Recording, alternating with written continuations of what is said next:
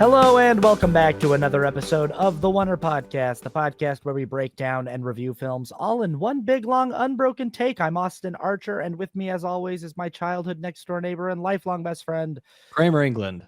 And we are talking about the MCU's latest. They're back with another Spider-Man. Spider-Man. With another Spider-Man. He's back in action. Tom Holland is back at doing it.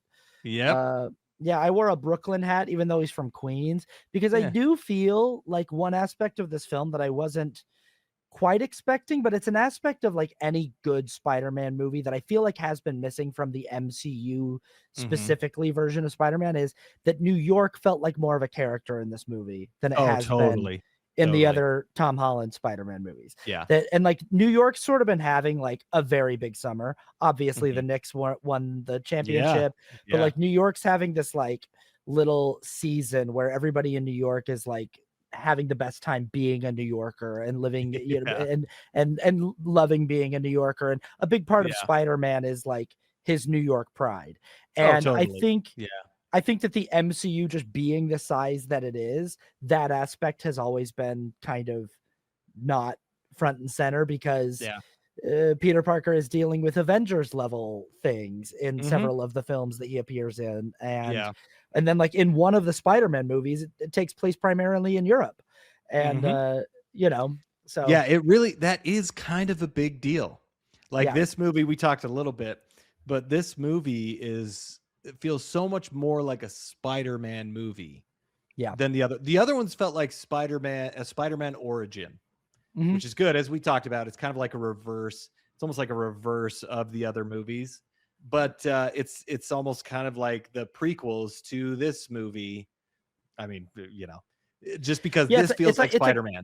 It's like we got a prequel trilogy and now we're going to get a Spider-Man trilogy.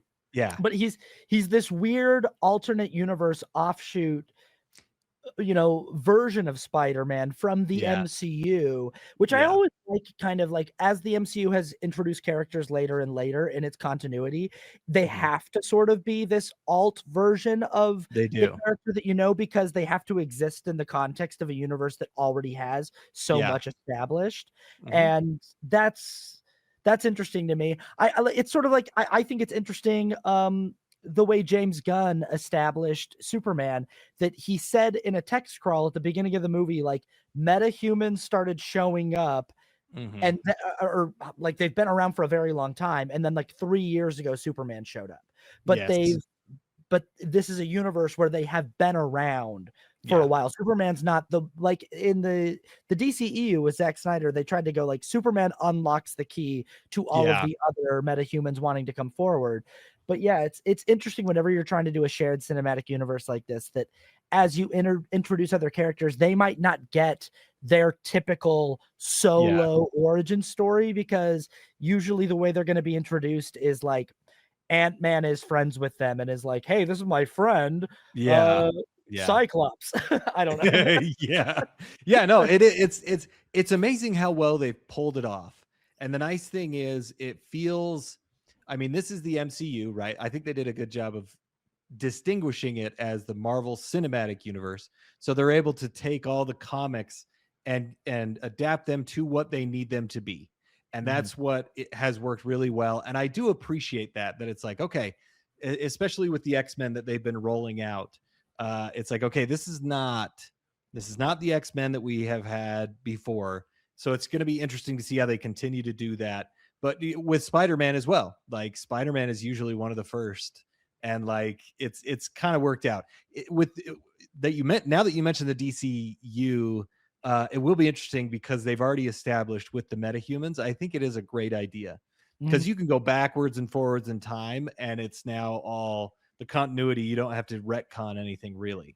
Like they've kind of had to retcon a few things in the MCU with like Captain Marvel and all that, you know, and like a few of these other things. But this now feels like a Spider-Man movie. Not to disparage the other ones, because I really do like the other ones. Yeah. The other three, they're really good. This one, though, is like, all right, there's something different. And I feel like this one was really needed. First of all, for the Spider-Man character, but also just for the MCU as a whole, because there's a ton of talk about superhero fatigue. And I think that's a real thing. But I said this in my first thoughts. I don't think there's necessarily superhero fatigue for any superhero movie. It just means that every superhero movie needs to be really good Yeah. and people will see it.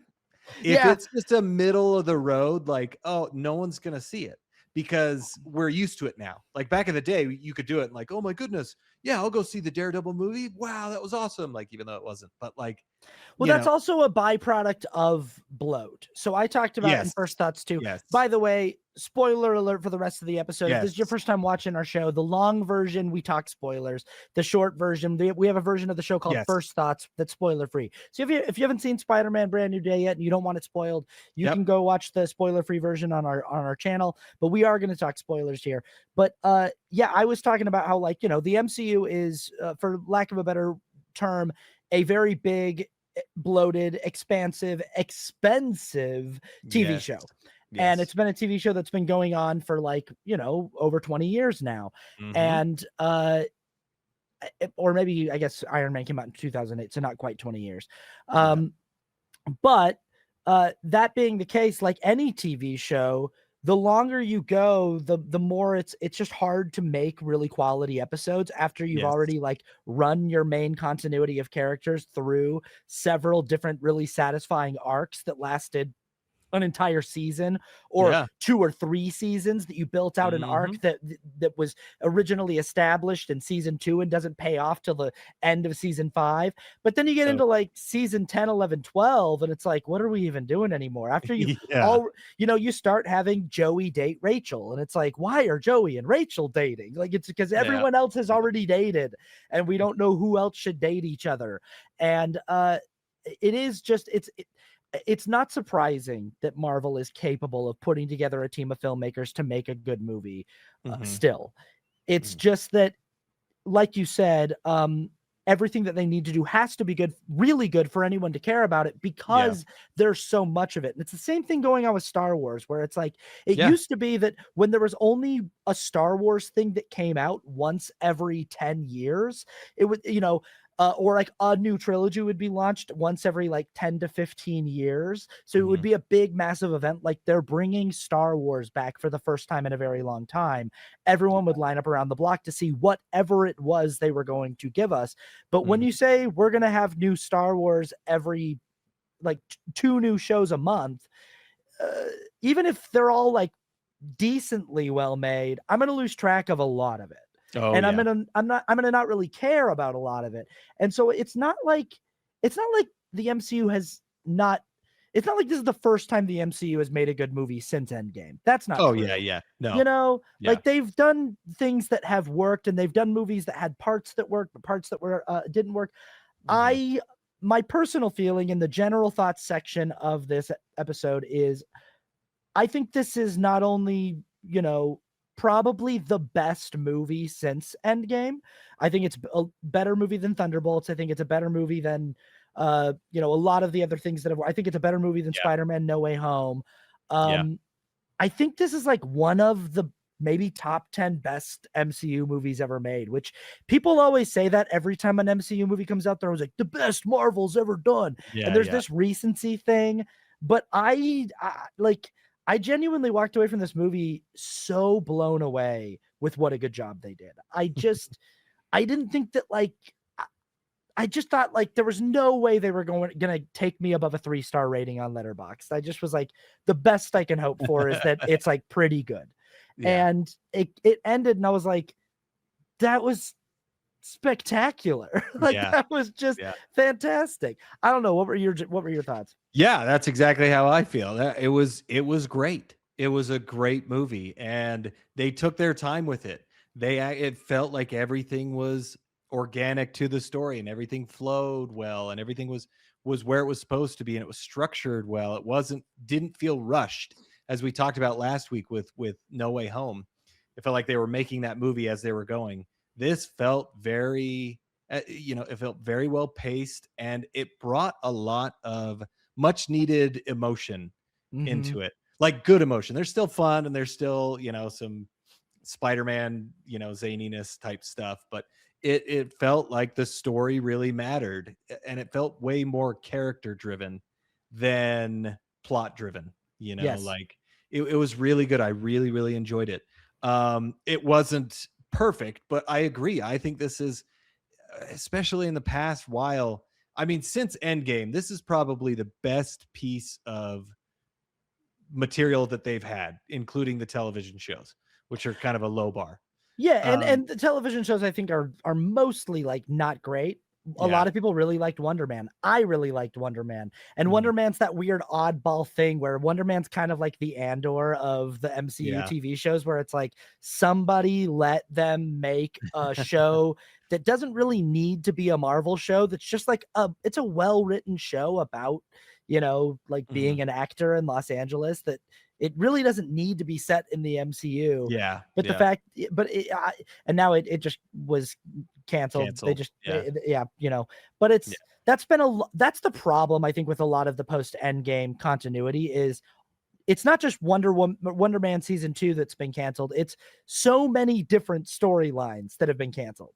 It's so many different course corrections where a door will be opened, so many different post-credit scenes where Harry Styles walks onto a ship as Thanos' brother and goes like, "Hey, I'm here now. So get ready for that." And then they go, "Actually, what if no Eternals ever again? Actually, instead of Harry Styles as Thanos' brother, what if every character you just met in Eternals, we just never see them again?" And it's like, the end of Shang-Chi, and it's like, oh, the 10 rings were calling out to something in the universe. And it's like, we're never going to see Shang-Chi again until Avengers Doomsday all of a sudden, like, oh yeah, this guy's back now.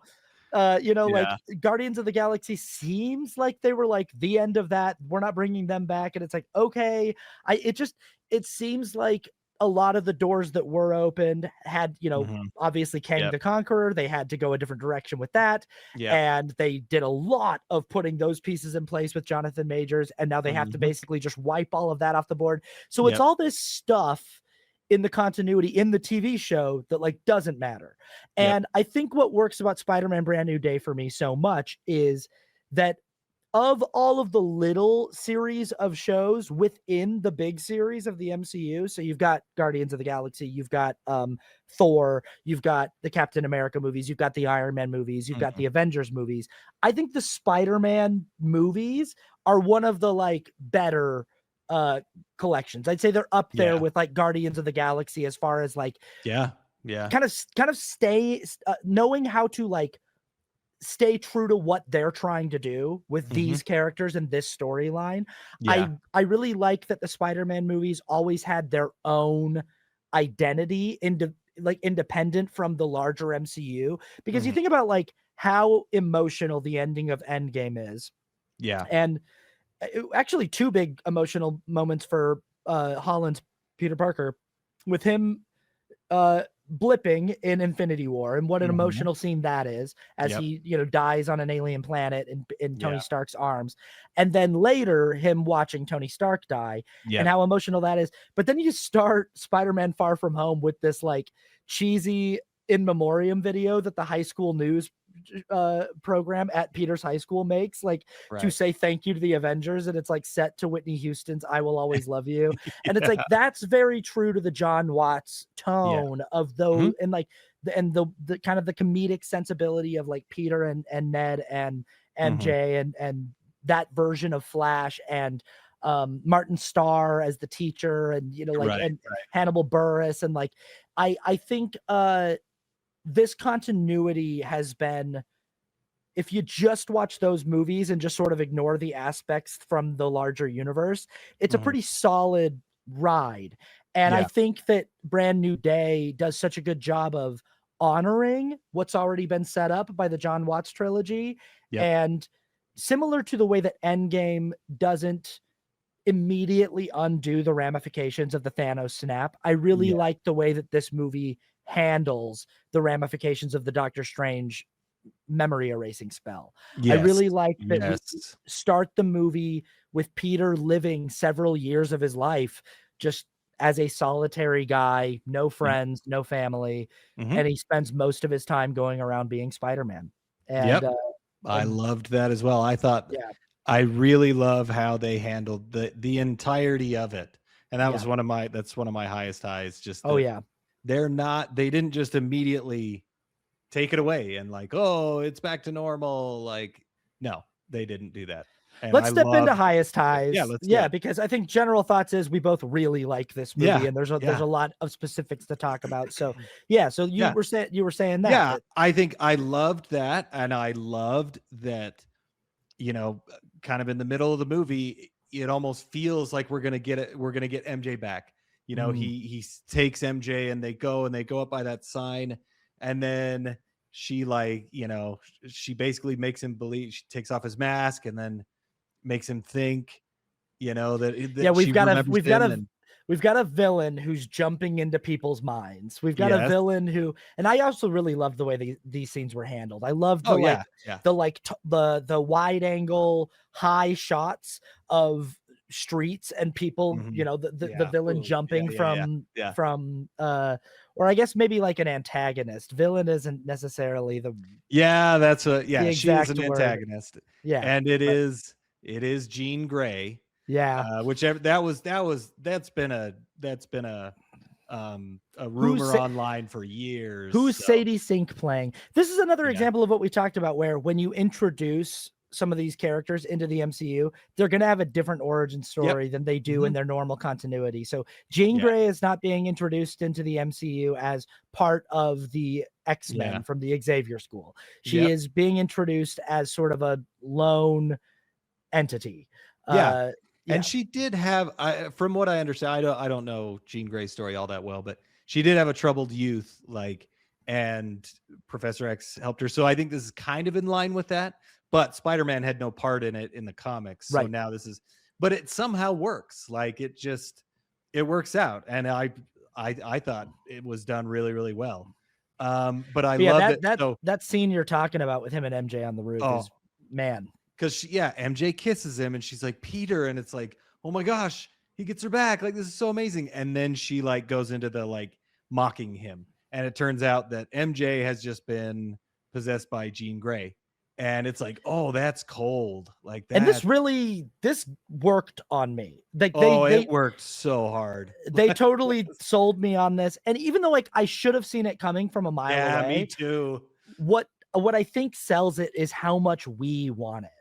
Like Mhm. we want it to be true just as much as he wants it to be true. Yeah, So we feel for our boy in this movie. Like they do such a good job totally. of setting up the emotional stakes of like Peter's loneliness and Yeah, really how painful it is, because a lot of the movie's sort of emotional arc comes from Peter's arachnid DNA is starting to yeah, take over his human DNA. And what we find out is it's indirect response to the trauma that he's experienced from yes, losing Aunt May and losing his best friends all in yeah, one go, like losing his family. yeah, And his loneliness and his isolation has some part of him, the arachnid part of him, needs to be expressed in greater detail. yeah, And we see that really in a scene where he follows Ned into a party and like a housewarming mhm, party at Ned and MJ's place, and he's just trying to kind of like be sort of a wallflower and yeah, spy and just see what's up. And he sees that MJ has a boyfriend, and we see that like it just destroys him to yeah, have to watch them yeah. live their lives without him. So we already we feel so bad for this character who we've spent so much time with. So when he gets that moment of like getting to kiss MJ and we feel like she's back and she recognizes him and she remembers him, Mhm. uh It's something that you want for him so much, yeah. and you get it for Yeah. about 4 seconds, And and then as then soon as it's revealed that it's we're like, of course it was, yeah, but I was tricked because I wanted to be tricked. exactly. You want the best for him. You want him to have MJ, and it's very Yeah. clear it's not. And I did, yeah. The whole arachnid thing it was really interesting how they did that, and I thought that was cool, especially with the trauma that he's facing, right? Mhm. But yeah, that was Did you expect that at some point in the movie he was going to go full spider like he did yes, I did. in that one comic story? I did too. That's kind of yeah, I was I hoping wouldn't for I something like that. I wouldn't be surprised if in this trilogy we get something like that at some point. I don't know. I wouldn't But either. I think it's a storyline that a lot of people really like. I like the, 6 arms and 2 legs, so he's got mhm. 8 limbs, it's I don't know, it's just a cool little thing. I guess Tom Holland suggested doing something like that as like a dream sequence. And I thought, that would be kind of cool, but it worked out how, hopefully they do get into that. But the way they handled it all, and throughout the movie, there's no hint that MJ remembers. There's like an inkling that maybe she will, but Ned is really the only one that like, oh, Peter, like, but you don't know if he's talking about Peter from the party or if he's remembering I thought that was great. But I think that they've platformed something really smart with Ned Leeds, which is that Ned is sensitive to whatever magic Doctor Strange and his order of sorcerers practice.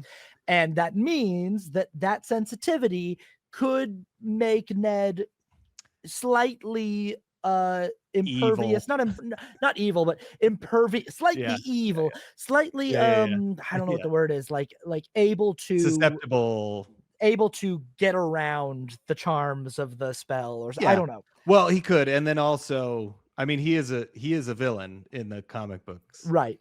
He's Hobgoblin, which makes me think, okay, he can get to the magic, but also it could be used against him in a future movie, because I guess the actor, I forget his name, he's thought that he's basically expecting that he will become a villain at some point, which he's taken on the role of Harry Osborn.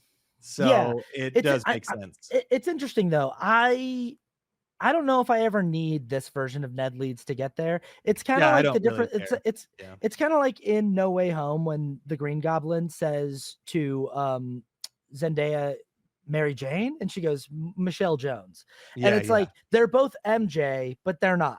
Like they're not. It's not the MJ that we know. It's MJ, but it's not Mary Jane. It's it's someone else. And I feel like everything in Tom Holland's continuity is it's a different thing, which means this Ned Leeds doesn't have to be exactly. But again, that's so. One of my highest highs is just like what a proper Spider-Man film this is. I think this is the best looking from a cinematography standpoint, and from a production design standpoint, and just like lighting standpoint. This is the best looking a Marvel movie has looked in a while. I feel like Thunderbolts had this going for it too, where it wasn't so flat, and where they actually were willing to deal with shadows and have like interesting setups, and everything wasn't so just like well lit and in front of a green screen and multi-purpose lighting that can be used for whatever setting. Like they were really doing a lot with dramatic lighting in this film. And also I just felt like the way that the swinging scenes and the way that the action scenes was captured, the cinematography I thought was the strongest. It was the most like, this feels like it's Spider-Man pulled right off the page, which goes into another thing that you and I talked about, which was a lowest low from Spider-Man No Way Home, which is his suit, which is Tom Holland's had a lot of cool suits because they're all these like fancy Tony Stark Spider-Man suits, and that's fun. I particularly really like the Night Monkey suit from Far From Home. It's fun. I like all of these little alt suits, but we haven't actually had a proper Spider-Man suit from him. And while I like the way the suit looks at the end of No Way Home, the adjustments they made for it in this film make it, I think, the second best live action Spider-Man suit. That I don't think it beats Tobey Maguire, but I agreed. Yeah, it looks really, really good. And there's one suit the whole movie, which was great. And he's in it a lot. Yeah, he is, and it works really well. And I really liked it. I like that there's a little bit of tech because he is smart and he would have that, but it's not the full Iron Man treatment, right? Like it's much more believable that Peter would have made this. I like all the little details about it. I like that it looks like he took elements from both Garfield and Tobey Maguire's suit. He like he's got the raised kind of webbing part that's like that's raised off the suit that's sort of taken from Tobey Maguire's. He's got the kind of like skinnier, longer spider and like kind of thinner mid design that's more like Garfield's. I also really like that we can see through the eye, even though it's got the expressive eye that he's always had. I love that. Yeah, you can see Tom Holland's eyes through which is like not something you always get with No, a Spider-Man suit. And I kind of liked it. I kind of liked that. it was pretty cool. Yeah. It was, and they did focus a lot on his eyes, which is good. You know, it's a cool little thing. It's a cool little detail that none of the other ones have really had. So Yeah, I thought, I really like the shot when we go inside his mask too. oh, Like totally. It's like right there's there. just a lot of little moments that are Mhm. found in this film that I'm like, that's such a nice, Yeah, like, it I is. like that the suit like flaps in the wind when he's Yeah. like moving and when Mhm. he's swinging and stuff, similar to what we saw with Garfield's suit. And Yeah. like, Yeah. yeah, yeah, Yeah. there's a I lot. thought it looked really good. And as you talked about, one of my highest highs, the action was a lot of fun. Mhm. It was choreographed well, and it all flowed, and it was really cool. So I What's that really guy's name? The director? He did Shang-Chi. Destin Daniel Cretton, I think. Yeah, every time I say his Cretton. name, I I'm like, it's crazy to me that his last name looks like Cretan. I know it does. It's And I think yeah. He's a great director. it makes me want to rewatch Shang-Chi again, because I do remember watching Shang-Chi and being like, that was good. Like, Yeah. I remember thinking that the third act got a little, got a It did. little That's cartoony, exactly how I felt too. Yeah. but I remember like really, I mean, like that early action sequence on the bus in Oh, it's awesome. San Francisco, I thought was awesome. And Yeah. yeah, so but yeah, like that stuff is handled so well in this movie. A Mhm. little bit of a non sequitur because I think that I'm with you on like I personally, there's a few things here. Personally, this is my favorite Spider-Man movie, not just my favorite like Spider-Man movie in the Tom Holland Mm. continuity. I think this is the best live action Spider-Man movie that's ever been made. And I know that's going to be Alright. kind of sacrilege for a lot of people because like Spider-Man 2 by Sam Raimi is like untouchable. It's like, nah, it's Right. one of the best superhero movies ever made. And I think for a lot of people, I would imagine your ranking goes Spider-Man 2, Spider-Man, then maybe this. Is that right? It's probably around that something. Yeah.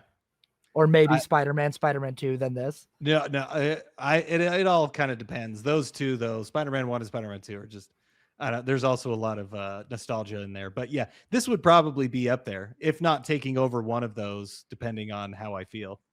Yeah. I think that for me, it's like it's no secret that I've just never been able to Yeah. get down with Tobey Maguire. And so I'm like, Mhm. I like those movies. I like Yeah. that suit.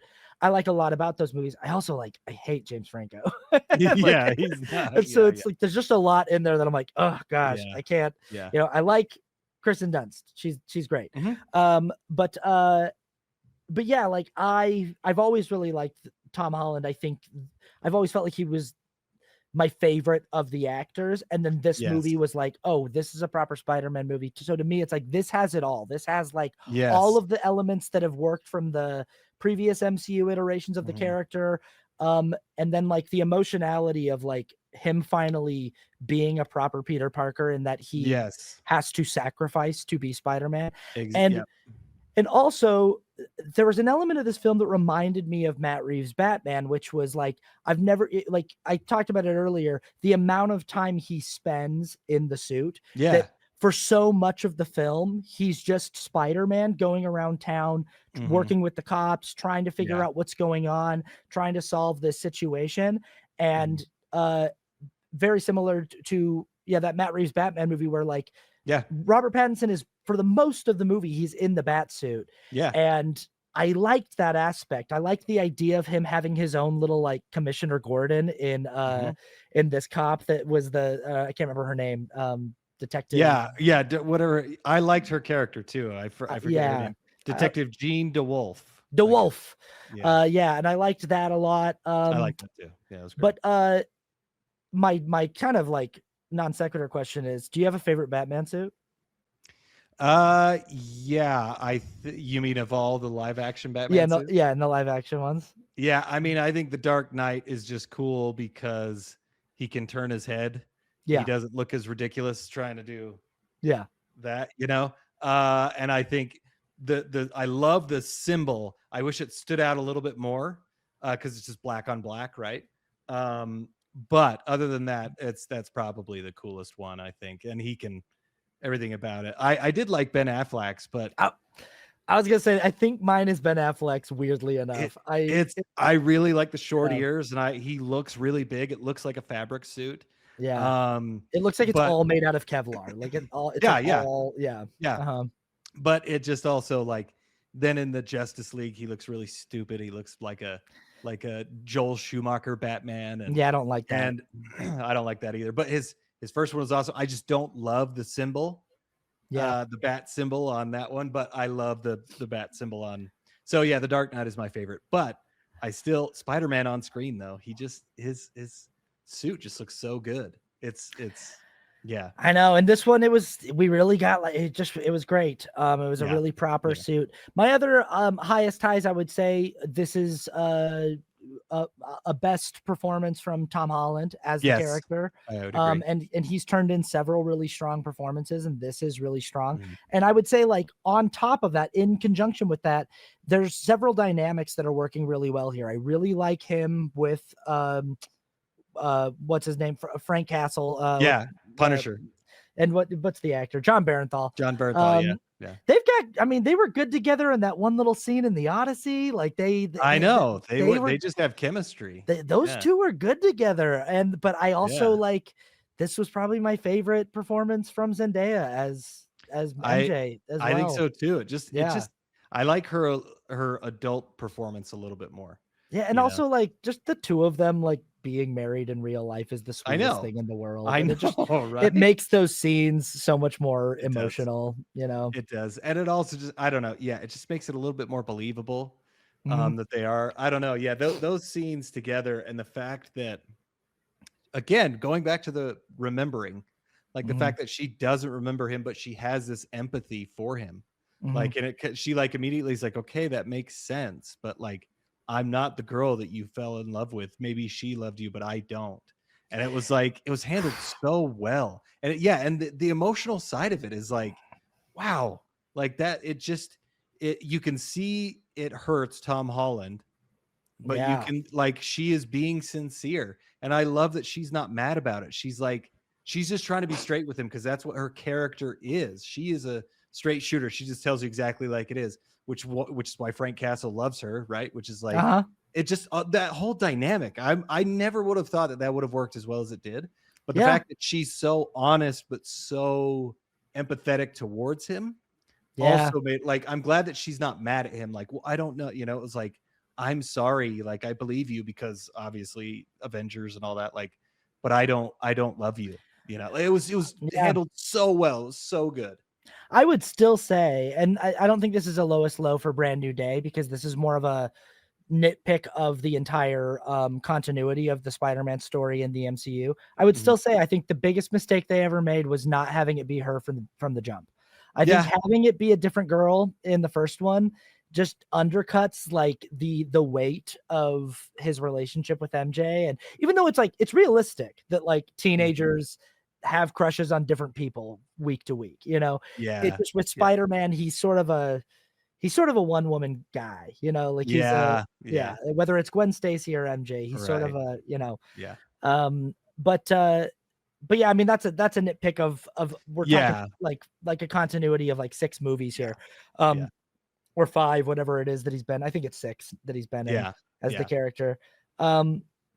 But yeah, those scenes work so well. That scene, I mean, she finds the letter that he writes her at the end of No Way Home, and she realizes like kind of what's going on, but that when she has to tell him like, hey, whoever this person was, I'm not that person anymore. Like the spell worked, and I don't know who you are, and I don't love you.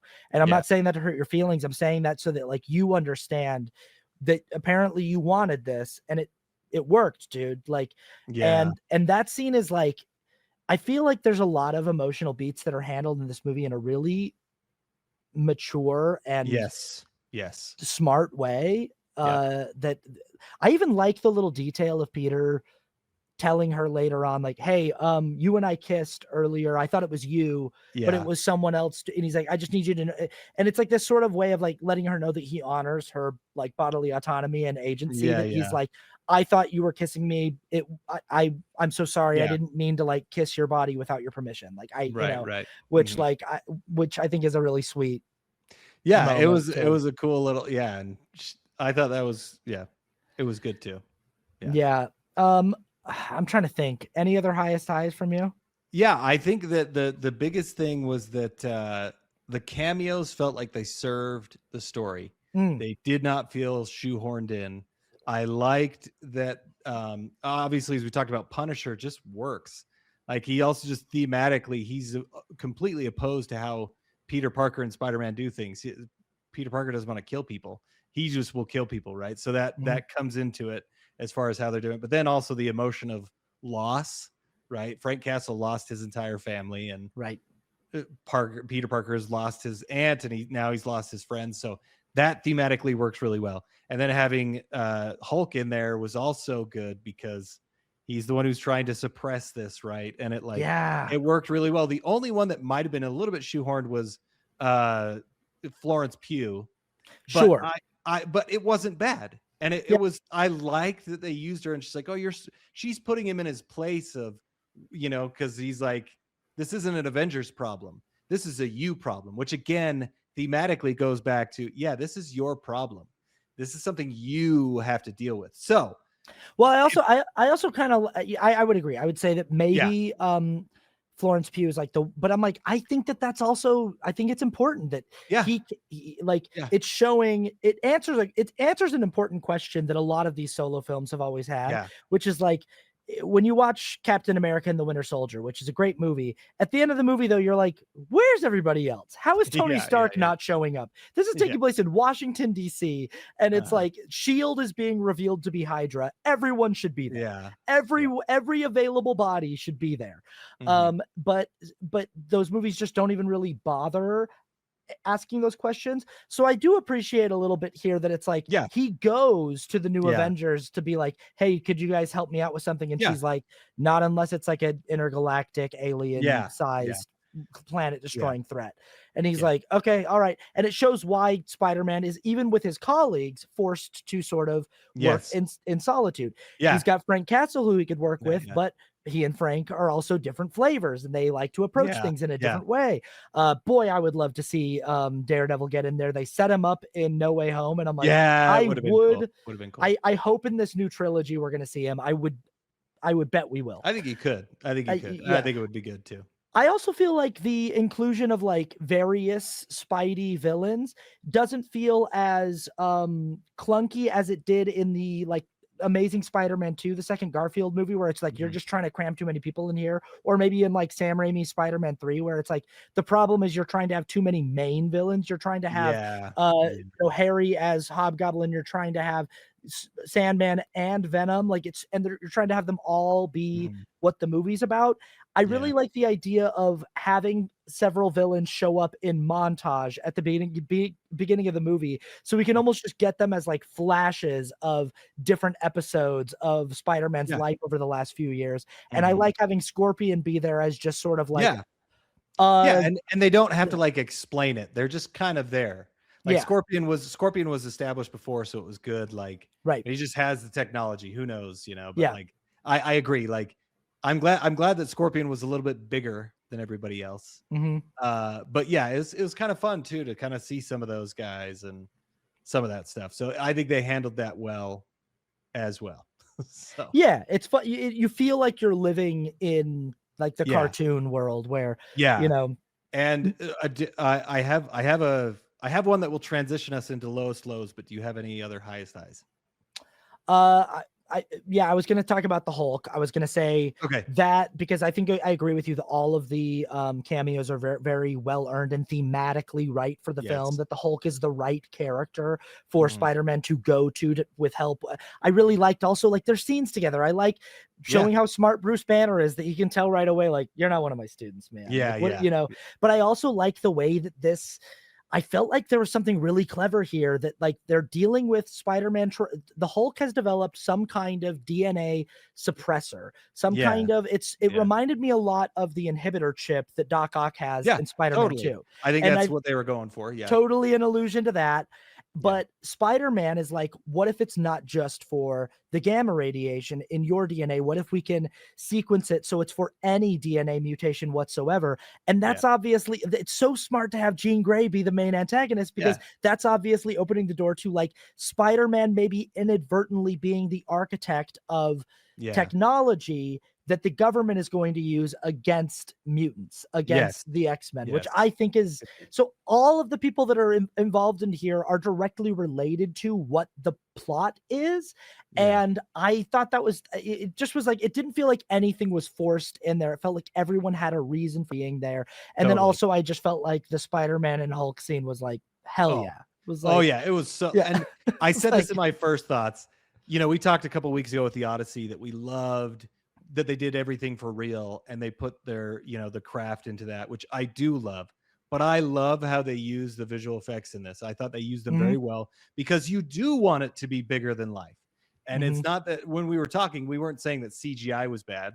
We're talking about AI, but like CGI is not bad. If it's used poorly, it's you know, not great. This was used very effectively. And it's so great when you can have that larger than life battle between the Hulk and Spider-Man and have them like go at it, right? And I thought the visual effects were amazing in this movie. I thought they were really good. Again, I think that's also like better cinematography, and catching more in camera always helps effects look better, because it puts less of a burden on the effects animators. They have to do, I feel like having more real sets, real locations where they're not just animating everything. They're not just like doing every single aspect of the environment. And then also, you know, it's like for most of the other movies, Tom Holland's walking around in a CGI suit, like like Ryan Reynolds in the Green Lantern movie. And in this movie, for most of the movie, he's walking around in a real suit. And so there's just there's less on the plate of the animators, which means they can focus on the sequences that really matter and make them look better. So what was your pivot into lowest lows? So I love going into the villain. The real villain of this movie is Tramell Tillman, who I love as an actor. I think I thought how he played the part was really, really good. And I really liked his character, how they made, like, I understand where he's coming from. He's wanting to use this, use this technology to benefit, right? And he's pushing it too far, but it also like, so I love how they made his villain understandable. But he really felt like a classic X-Men villain more than a Spider-Man villain. He felt like an X-Men villain, because he is an X-Men villain. But I felt it was a little underutilized. That's where it's like the lowest low, because he's such a good actor. And Jean Grey kind of takes over the movie a little bit. Which is also one of the lowest lows. Spider-Man gets a little lost in the third act, just a little bit. It's not bad, but it was like, okay, this is a Spider-Man movie, but it's almost like a lead up to an X-Men movie, which is again the lowest low. But everything worked out well, and that's more of a nitpick. But Tramell Tillman, I really want them to bring him back, because I think he could be utilized very well, and you could adapt him to be any of the really bad villains in the X-Men universe, because first of all, he's a great actor, and the way that he was extremely intimidating but also came off as very like genuine. Like his character was like, he's very good at that. And and I'm like, dude, you got to use, I think they will, but I wish they would have used him a little bit more in the movie, because he was just a little bit, like, and then we don't really see what happens to him in the end. So I wish they had a little bit more with him. That was kind of the lowest low for me. Mine involves a very similar thing, which is there's just aspects of how Jean Grey is used, especially for me early on in the film, that I'm like, boy, early on in the movie, when I don't know who this is, who that's doing all this, that's causing all this mayhem, I'm like on board. The reason why it wasn't taking me out of the movie is because I didn't know who was doing it yet, so I didn't know. I didn't know what was going on, and so I weirdly enough, I didn't even think that it could be like a mutant. I was going through my Rolodex of like Spider-Man villains, and I was like, doesn't Madam Web have some like telekinetic powers or something? I was like, me too. I was doing that too. I was like, who, I was like, maybe it's like a version of Venom that like, because the little teaser at the end of No Way Home, he's like, I was really going through my Rolodex, and because this Jean Grey is causing a lot of mayhem early on in the film, Yeah. and being really menacing. And like, you know, the first time we see her, she's in the body of an old woman who's driving a tank around and just like shooting like a massive, you know, like 20 caliber machine gun all over New York Yeah. City, and Yeah. like running through innocent people. And there's no way she didn't kill some people. Yeah, my problem is, in retrospect, once we find out that it's just like angry Jean Grey, who I understand why she's upset. I understand why she's on a rampage. I understand why she's going to the Department of Damage Control, like seeking, like saying like, hey, get me my sister, and also looking for vengeance. I get that. And I also know that Jean Grey in the comics is a character who's always wrestling with her dark side. And with like, I think that it's thematic for the character. I just was a little bit like, oh, for us to land in the third act at like, oh, she was a misunderstood, it was sort of a red herring that she was a villain. I'm like, I don't know, she was pretty like doing that to Peter, even like, you know, like it's pretty it's like jumping into MJ's body and kissing him and then being like, I don't love you, you idiot. Like you know, like making fun of him. But then also like Chris Stuckman pointed this out. There's a guy whose body she jumps into early in the film who goes and stands in the middle of the road, and then she jumps into another person's body, and then that guy just gets hit by a car. It's like, what the heck? Yeah, and when that happened, like when I thought it was just a villain, I was like, whoa, that's crazy. That's really violent. You go back and it's like, Jean Grey just killed that guy. Like, I know. Like, I thought the exact same thing. It takes you out for sure. Like, oh, this is Jean Grey, who's a really powerful mutant, but a very loved mutant. And when she does the dark things, it's because it's the Phoenix usually, right? And like it's this part of her that's coming. You know, it's a really great storyline, but to start with that makes it feel like she already is that, which they can make it work, but it's just a little bit jarring to kind of. I will see what they do with the character going forward. If they, and I would say if Marvel wants to like keep having success like this, keep moving with what's working. Like, don't stop it with all the loose ends that you just sort of like open up a storyline and then abandon it. Like, you've got to like find something that works and move forward in that direction. And this does work.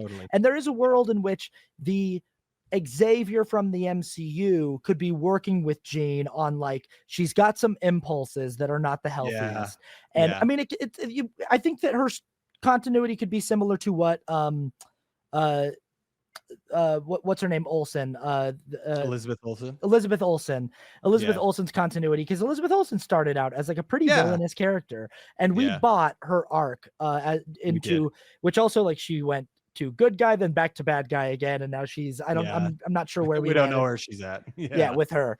But I think they could be. It felt like they were doing sort of a similar thing with Jean Grey, which that's why I'm like, I don't necessarily know if it is a Lois Lowe, because she is technically for a good portion of the runtime this film's like main antagonistic force. And she is. In order to be menacing and for us to feel stakes, she's got to be causing mayhem and like creating a chaos that Spider-Man needs to deal with. And I think that these movies are always at their best when they have complicated and interesting villains. And you're right, Tremel Tillman is actually the film's true villain, but it is weird that like the movie seems to want us to like fully embrace Jean Grey by the end of it, and I'm like, I'm willing to, because it's Jean Grey. But it is, when you go back and think about some of the stuff from the first two acts that she did, you're like, well, I mean, it was but also like I have to get pretty nitpicky with this film, because it was all working while I was watching it. I wasn't I wasn't getting taken out of it while I was like on the ride and having a great time. And these are not like, honestly, all these lowest lows are just nitpicks. Totally. Things that like, oh, okay, it took me out a little bit, but like nothing in here is anything that like you could probably change it, but also it didn't ruin the movie really at all. I think my next lowest low, which again is a nitpick, is that the spider evolution was a little wasted. Maybe not wasted. I feel like they could have pushed it a little bit further. You know, like we talked about having him go full spider. Like I thought they were hinting at that, but it was just his eyes would go black. And I like how they did. And I love thematically what it represented. but then when he accepted it, it's almost like, his eyes went black and then they went back and then he had these extra powers. I almost and I don't even know how to fix that. Again, this is just a nitpick, but like I feel like they could have almost had it hit a little bit harder. Yeah, definitely. I think because of my expectation of just like I watched that storyline in the comics when I was a kid. So I expected that like if we're going to be including the Hulk here and if the Hulk's playing a big thematic role here, the idea is we're hinting that something's coming. And by the end of the movie, he's going to Hulk out Spider-Man style. Yeah. And what hulking out to him looks like is he's going to turn into like a freakish, Cronenbergian half man, half spider terrifying thing. And maybe that's just a little too body horror and terrifying for an MCU movie. I don't know. But and also like that's why I'm like it's nitpicky because I'm like I don't know if it actually would have like really worked. And also I agree. I don't think it's ruled out for future films. I don't think it's so I will say like that the whole kind of like I'm both thing didn't land on me with the weight that I think the movie wanted it to land on. So this movie landed so many of its emotional punches for me. Totally. It landed when he stepped in front of the bullet. I love that's another highest high. I loved his Spidey sense in this movie. Oh yeah, it was good. I loved it. I'd never seen it like done so cool and so close to like the comics where like he's just in the middle of an action scene and then he like does the look over his shoulder thing and they sort of slow everything down and they don't need to have him say like Spidey sense is tingling or anything like that. We just get it, like I felt like that was the strongest I've ever seen that visualized. And so many of this movie's punches, it was totally landing on me. That was one where it was like, which am I? I'm both. Where I was like, okay, that's fine. But then what he did immediately after that, I was like, that is sick. So I'm right back on board. Like I was like, yep, yeah, I agree. Cool. So I I liked him stepping in front of the bullet. I liked how it came from the Spidey sense from this like sunken place and like and I felt like, the heroism of the moment. And I really liked him walking out into the crowd at the end. And I love that seeing too. the little kid and the it really like and I loved that Frank got to see who he was, right? Like he can kind of go to Frank now. And that was really, really great and really good emotional payoff. I guess my last lowest low, which I went to see this with my two sons and my youngest daughter, which was funny. But my older son said that he was a little disappointed in the ending. And I feel that thematically, again, this movie is extremely on point. When he steps in front of the bullet, everything with Aunt May, like it's an emotional ending. But the coolest action scene came right before that. And my son was like, he was hoping that it would be right after that. And I think, I don't mind it as much, but I am kind of like, the ending is a little like with Frank taking the shot. It was all set up. It's an emotional climax rather than And but again, like, I like that, but also like, man, that I wasn't expecting the last action scene to be the last action scene. I was expecting something else, which again is like, on second viewing, it probably won't even be a big deal. But because it's like he's not gonna fight Jean, like he's not gonna, so it is like he like had the fight, and then he has to. I also kind of liked this callback that Jean Grey was kind of doing what Xavier does in the movie Logan. Like Xavier has these like sort of like telepathic seizures that will like make everyone in like a 2-mile radius like freeze in place. And Jean Grey kind of does that, like does like an MCU version of that. And I was like, oh, that's interesting. It was pretty that's cool. Kind of that's and like Spider-Man has the strength to move through it, similar to how Logan had the strength to move through it. And I thought, I was like, oh, that's an interesting little wrinkle. Or just like maybe like a little nod to like something that's been established in other. I thought it was very cool too. Yeah, it was great. Yeah, but I get what you mean, that it's they chose to go with like a more emotional beat after this. But yeah, I don't really have much like these are like really nitpicky things. I didn't really have much that didn't work for me. Biggest shocks, biggest surprises. Did your theater make a noise when it was revealed who Sadie Sink was?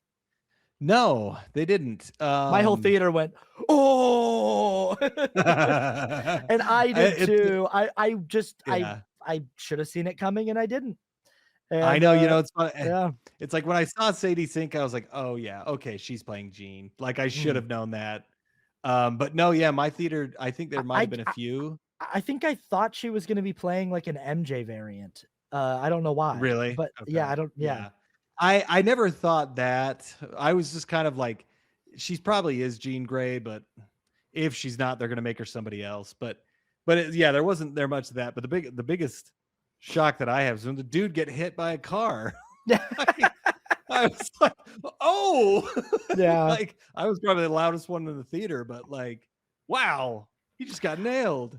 I also I wasn't expecting the last moment of the film, and it really worked for me. I really liked it. Yes. I think that again, it's an example of the continuity of these films really being solid, and like inside the MCU, inside the chaos of the MCU, all of the things, all of the different storylines that have been abandoned, to still have this thing that was established in Spider-Man Homecoming, that's this like basic device, this handshake between Ned and like we established earlier in the film that MJ calls Spider-Man Peter, and then Ned looks at her and goes, Spider-Man's name is Peter. And it's like, you could read that moment as just sort of like, oh, interesting, a little interesting fact about Spider-Man. Now because we learned that Ned's like really into Spider-Man.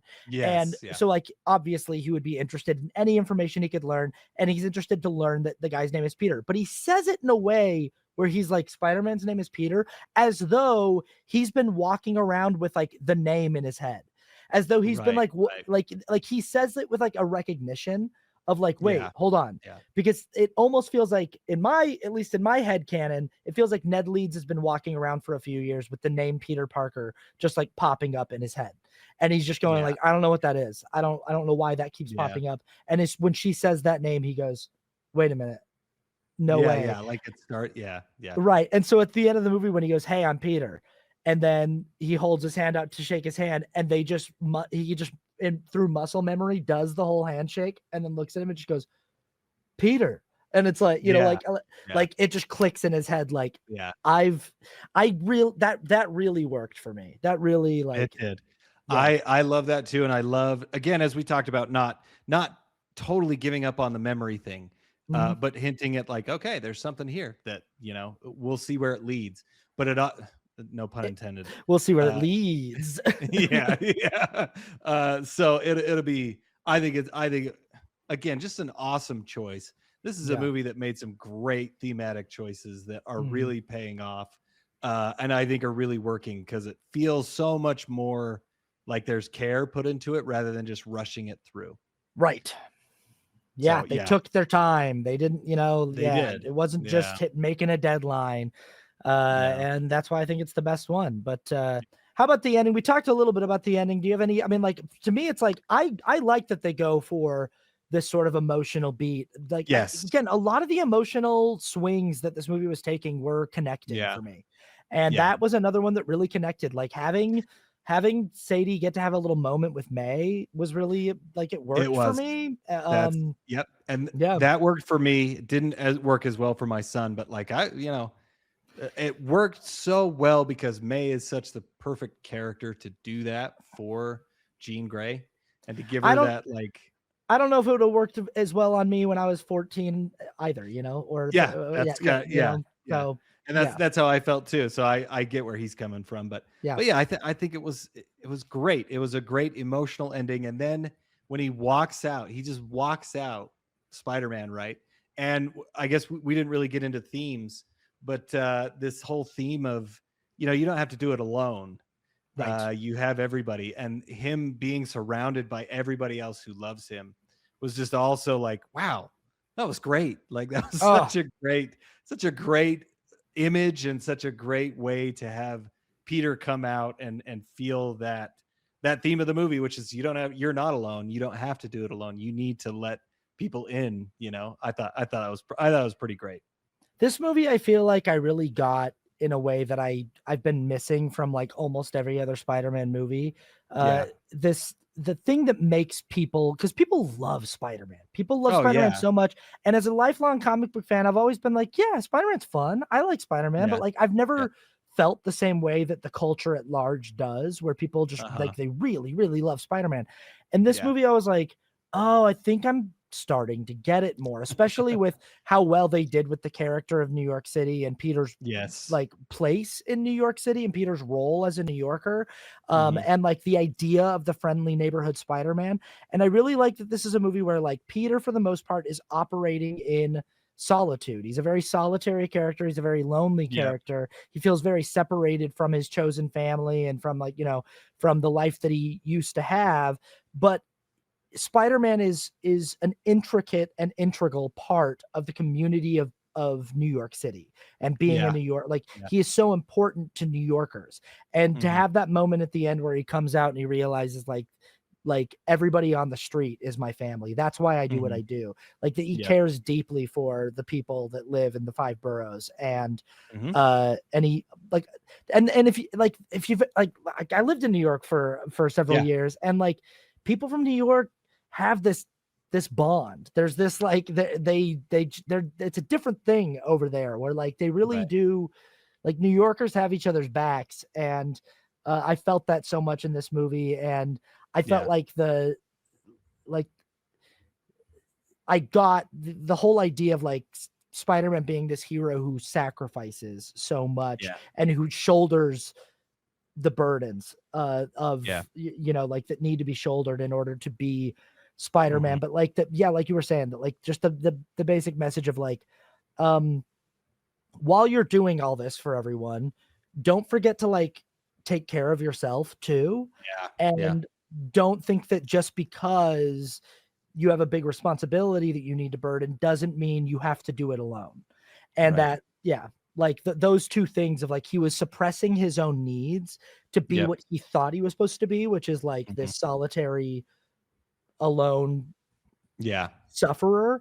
And in reality, it's like, no, you can be Spider-Man and have people who know who you are. It just means that you're going to have to be like really careful and really, you know, but also, So it was done extremely well. Really good all around, this movie, honestly. So is that all of our stuff? We cover everything? Should we get into stuff? Let's get into scores. Okay, we give scores on this channel out of 10, 10 being the best, because I think 10 is a better score than 5. Letterboxd, it drives me nuts. I know, enough. Come on, Letterboxd. I'm always like, I don't know, like 4 feels like like not enough sometimes. 4.5, I don't know. But 10 feels like it's enough that I can get granular with it. So we give a score for the technical rating, just like the technical achievement of the film, a score for the ending, a score for rewatchability, a score for the cultural impact, and a score for our subjective feelings. Kramer, what is your technical rating for Spider-Man Brand New Day? My technical rating is an 8.5. I think this movie did really, really well all around. As you've said, the cinematography, production design, the script was really well done. The directing was really, really good. The acting was great from Tom Holland, Zendaya, everybody. I think it turned out really well. I mean, I'm docking a few points just because of those little things that we talked about, but honestly, as it sits with me more and as I rewatch it, it might go up. I've got it at a 9 right now. I was just so pleased with this movie. This is like the execution on all of the fronts that I'm looking for when I'm looking, like when a Marvel movie is doing what I want it to do, and when like a Spider-Man movie is doing what I want out of a Spider-Man movie. They were all there. Everything was working for me. I have little teeny tiny nitpicks that I'm like, this could be a little bit better. And so it's not like a perfect home run, but it's darn close for me. How about the ending? The ending I gave an 8. I think it is an emotional ending, as we talked about. Very well deserved, you know, all set up beforehand, and I think it gets paid off really well. And I love those scenes, as we just talked about. So I think the biggest thing, and maybe just is going to stay with me too much, is that the action scene, you know, maybe could have been more, but just a really small nitpick. Yeah, I'd give it like an 8.5. I'd say that, like, yeah, Nice. sure. Like maybe it's not quite the size of a climax that we're used to with the Spider-Man movie, where it's like it's Right. all, like if you think about like the scope of the end of Spider-Man 3, even though that movie gets a lot of hate, like that it's Yeah. this big, Yeah. giant, action set piece in downtown Manhattan, and this is maybe not quite the scope of that. Like, and he's fighting the hand gang, who's just sort of like a side Yeah. Yeah. thing that's sort of just, and maybe that, like it could be for the film plot wise, thematically, there could be someone set up better for him to go toe to toe with Mhm. in those final moments. But I like that it feels right for this movie that it's a more Yeah. personal and emotional ending, and I still think the execution is top tier, especially everything that Totally. happens after he gets shot.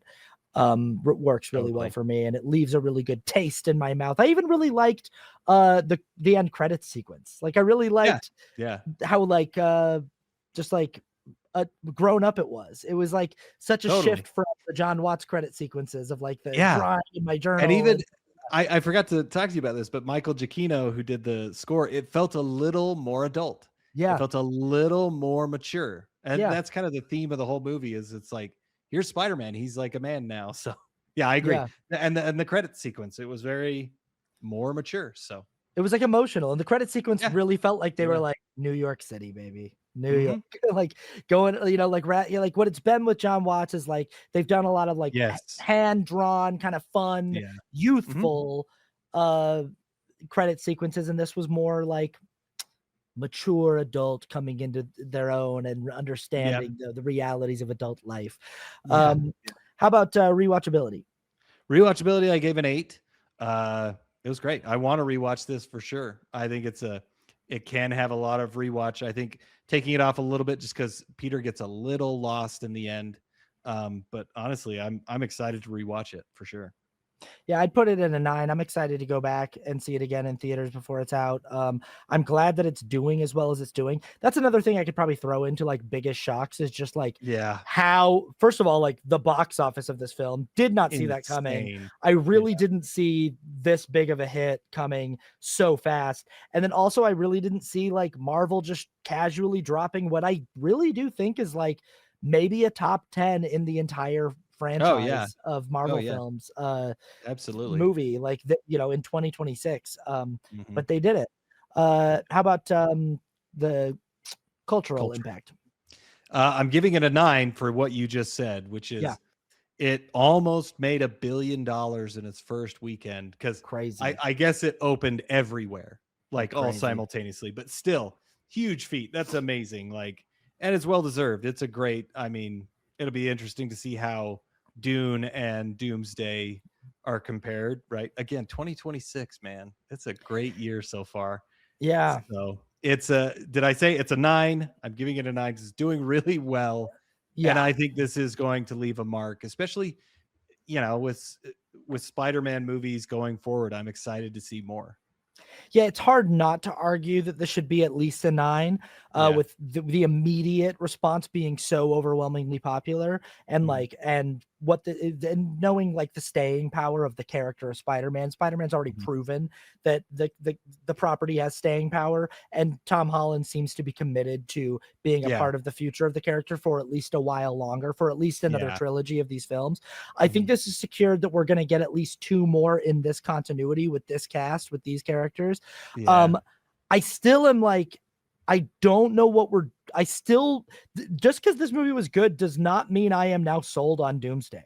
I'm Right. still like, I'm Right. not sold that you guys got something for us in December. I will be there Yeah. Yeah. 100%, but Yeah. just because this movie was good does not like this movie in no way has any pieces that are like, oh, if they're doing that in Doomsday, that it like this movie is its own thing, very much so. Uh, they could literally just keep making these movies and no other MCU movies, and they would be Yeah. just fine with what they've Yeah. got going on here. So yeah, we'll see. But it's Yeah. hard to argue Yeah. that it's not a 9 at least right now. And Yeah. how's your subjective score? My subjective score is an 8.5. Yeah, Really loved it. As I've said, which if I when I watch it again and as it sits with me longer, it might go up. So yeah, I gave it a 5 out of 5 on Letterboxd, and I'm giving it a 10 out of 10 on the show subjectively. All right. I just couldn't believe how much I liked this movie. Awesome. I just like it ended, and I was like, I can't believe they just did that. Blown away. I mean, my expectations far exceeded. Great job, everybody. Awesome. Yeah. What'd you think? Let us know what you thought in the comments. Like, share, comment, subscribe. David, what's his name? Robert David Mitchell?